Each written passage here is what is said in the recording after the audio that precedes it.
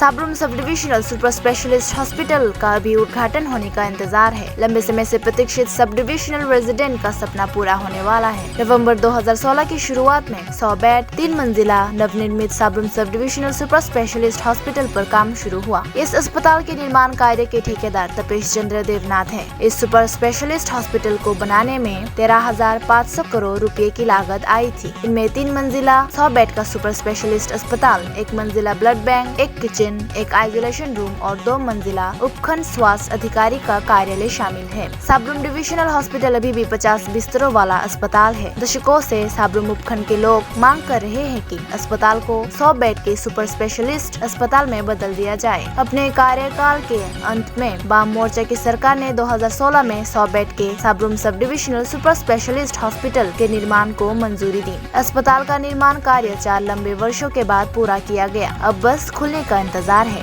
এর মধ্যে 17 কোটি টাকার মধ্যে আমরা এটা হচ্ছে 3 তলা আছে, তারপর ব্লাড ব্যাংক আছে, কিচেন আছে, মর্গ আছে, এসডিএম অফিস, আইসোলেশন ওয়ার্ড সব মিলে। এর মধ্যে 4টা হয়েছে 1 তলা, একটা হয়েছে 2 তলা আর এটা হয়েছে 3 তলা। তো আপনারা কিছুদিনের মধ্যে তাহলে সাবরুমবাসী এই নতুন হসপিটালটা পাবে এমনটাই আশা করতেছি কিছুদিনের মধ্যে দিতে পারবো।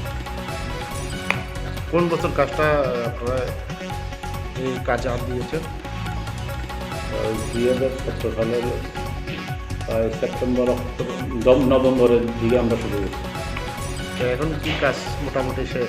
তখন কাজ মোটামুটি শেষ, টুকিটাকি কিছু রয়ে গেছে, যেমন জলের আমরা সিনটেক্স বসে গেছি, কিন্তু আমরা জলের যে লাইনটা আমরা দিতে পারছি না।